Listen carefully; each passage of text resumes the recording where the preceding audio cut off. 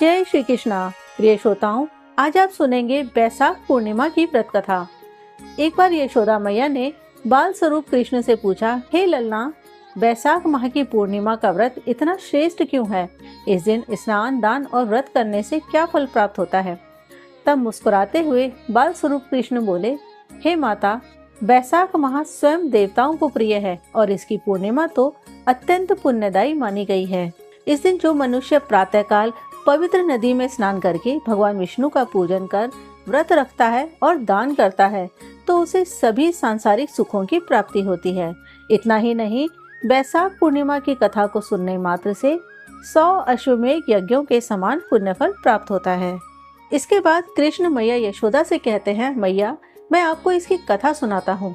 एक समय कांतिका नामक नगर में चंद्रहास नामक एक राजा राज्य करता था। उसी नगर में एक धनेश्वर नामक ब्राह्मण भी अपनी पत्नी सुशीला के साथ सकुशल रहता था। उसके घर में धन संपत्ति की कोई कमी नहीं थी, लेकिन ब्राह्मण के कोई संतान नहीं थी, जिस कारण दोनों दंपति बहुत दुखी रहते थे। परंतु वे दोनों अतिथि सेवा, देव पूजा और दान बड़े प्रेम पूर्वक करते थे। एक बार ब्राह्मण ने एक संत को अपने घर की ओर आते हुए देखा, परंतु संत ने उनके घर से भिक्षा नहीं ली और आगे चला गया।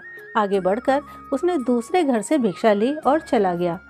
वो संत प्रतिदिन ऐसा ही करता। एक दिन ब्राह्मण ने विनम्रता पूर्वक संत से पूछा, आप मेरे घर का अन्न क्यों नहीं लेते हैं? इस पर संत ने उत्तर दिया, आपके घर संतान नहीं है, आप निसंतान हो और निसंतान लोगों के घर का अन्न लेने से मैं स्वयं भी पाप का भागी बन जाऊंगा। ये सुनते ही ब्राह्मण का हृदय पीड़ा से भर गया। ब्राह्मण ने संत से आग्रह किया, हे मुनि, आप सब कुछ जानते हैं, मैं संतान प्राप्ति की इच्छा रखता हूँ, कृपया मेरे उद्धार का मार्ग बताइए।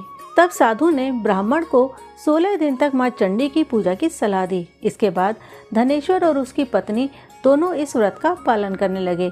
दंपति की इस आराधना से माँ काली प्रसन्न हुई और सुशीला को गर्भवती होने का वरदान दिया और कहा, तुम्हें संतान तो हो जाएगी, परंतु उसकी आयु केवल 16 वर्ष रहेगी। और कहा, यदि तुम 32 पूर्णिमा का श्रद्धा पूर्वक निरंतर व्रत रखो तो तुम्हारे पुत्र को दीर्घायु प्राप्त होगी। इसी के साथ माँ ने ब्राह्मण दंपति को पूर्णिमा के दिन पूजा की विधि बतलाई और कहा, प्रत्येक पूर्णिमा के दिन दीपक जलाना, सभी पूर्णिमा को दीपक की संख्या बढ़ाती जाना। ऐसा तब तक करना जब तक 32 दीपक ना हो जाए। इस तरह माता की कृपा से सुशीला गर्भवती हुई। माता काली के कहे अनुसार वो पूर्णिमा पर दीपक जलाती रही। फलस्वरूप दंपति के घर एक पुत्र ने जन्म लिया, जिसका नाम ब्राह्मण ने देवीदास रखा। देवीदास के बड़े होने के पश्चात धनेश्वर ने उसे विद्या ग्रहण करने के लिए काशी भेजा। रास्ते में देवदास पर एक ब्राह्मण कन्या मोहित हो गई और उसे मन ही मन अपने पति के रूप में स्वीकार कर लिया। फिर देवदास ने उस ब्राह्मण कन्या को बताया कि वो अल्पायु है, परंतु कन्या नहीं मानी। देवीदास ने उस कन्या को एक मुद्रिका दी और कहा, एक पुष्प वाटिका बना लो। जब मेरे प्राण अंत होंगे तो ये पुष्प सूख जाएंगे और अगर इसके पुष्प हरे भरे रहें तो समझना मैं जीवित हूँ। ऐसा कहकर देवीदास अपने विद्या अध्ययन के लिए काशी चला गया। कुछ समय बाद काल देवीदास के प्राण लेने आया और उधर देवीदास की स्त्री के सामने पुष्प वाटिका सूख गई, परंतु काल देवीदास के प्राण लेने में असफल रहा। इसके बाद काल ने यमराज तक संदेश दिया कि वो देवीदास के प्राण लेने में असमर्थ है। तब यमराज इसकी वजह जानने के लिए भगवान शिव और माता पार्वती के पास गए। तब माता पार्वती ने काली माँ से मिले वरदान के वृतांत को सुनाया और कहा, ब्राह्मण दंपति ने पूर्णिमा का व्रत रखा था, जिसके फलस्वरूप देवीदास को दीर्घायु का वरदान मिला है, इसीलिए अभी तुम देवीदास के प्राण नहीं ले सकते। इधर ब्राह्मण कन्या ने देखा कि पुष्प वाटिका फिर से हरी भरी हो गई है। ये देखकर कन्या बहुत प्रसन्न हुई और सारा वृतांत अपने पिता को बताया।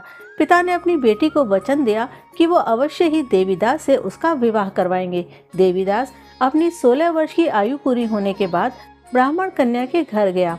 तब ब्राह्मण ने अपनी पुत्री का देवीदास के साथ विवाह करा दिया। देवीदास अपनी पत्नी के साथ आभूषण और उपहारों को लेकर अपने नगर की ओर चल दिया। नगरवासियों ने धनेश्वर और उसकी पत्नी को उसके बेटे देवीदास के आने की खबर दी। ये सुनकर वो दोनों ही बहुत प्रसन्न हुए और अपने पुत्र और पुत्रवधू के आने की खुशी में नगर में उत्सव का आयोजन किया। अंत में भगवान श्री कृष्ण कथा को समाप्त करते हुए माता यशोदा से कहते हैं कि मैया, जो कोई भी मनुष्य 32 पूर्णिमा का व्रत रखता है, भगवान विष्णु का पूजन करता है तथा दान करता है, वो सभी सांसारिक सुखों को प्राप्त करके अंत में वैकुंठ धाम को जाता है। प्रिय श्रोताओं, ये थी बैसाख पूर्णिमा की पौराणिक कथा। पूर्णिमा का व्रत रखने पर इस कथा को जरूर सुने और दूसरों को भी सुनाएं। और इसी तरह से आने वाले सभी व्रत और त्योहारों की कथाओं को सुनने के लिए हमारे चैनल को सब्सक्राइब करें। हरे कृष्णा।